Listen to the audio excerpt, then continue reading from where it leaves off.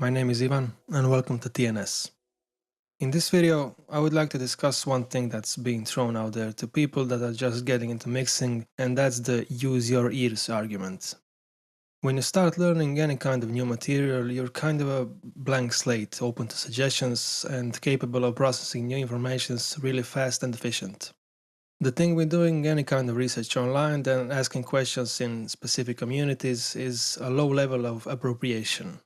People giving advice to you may have the best possible intentions, they speak from experience, they elaborate their thoughts more or less eloquently, but how do you process that information? Is every advice you read worth remembering? Is every suggestion you get worth following? Probably not, and here's why. When you seek out advice on how to, let's say, EQ vocals or compress your bass track, the most common advice you'll get is use your ears. And if you're just starting out, that is a problem because your ears, a piece of our body, an organ, still didn't learn enough to discriminate bad choices from the good ones. You may say that we can deduce the distinction between good and bad to questions of taste, something that everyone has and something that often leads to pointless discussions. But I don't think that's the case when it comes to giving mixing advices. Let me give you an example. When I was starting to dig deeper into mixing, I faced several problems because I, again, use my ears. For one, I was making everything louder with compression, and since louder is always better to our ears, I ended up making overcompressed tracks. Also, my problem was brightness that I was applying with EQs. Adding more and more top and upper midrange made my track sound more upfront and more present, which led to harsh and mostly thin sounding mixes. My ears, not my experience, told me that was good, and my ears were mistaken.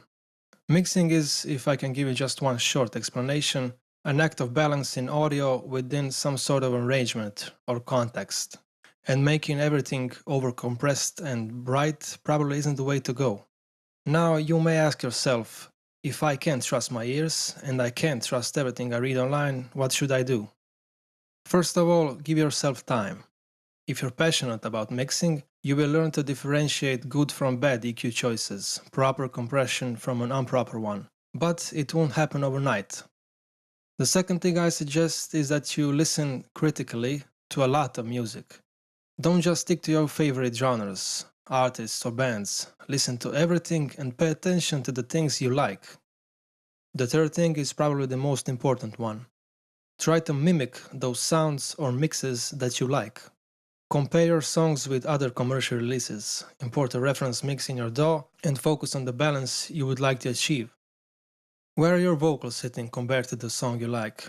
How are they panned? How bright they are? How much reverb can you actually hear? How well does your kick drum sit in the mix? Does it need more top, or does it need more low end?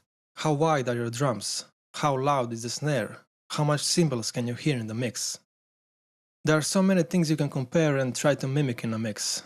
I'm not saying go ahead and just copy someone else's sound.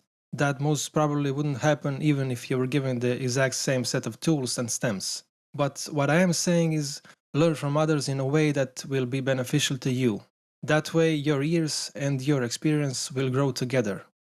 Anyway, I hope this helps you achieve the sound that you want. The use your ears argument can be a very dangerous one if you don't know what to listen for in the first place. Thank you for watching and bye.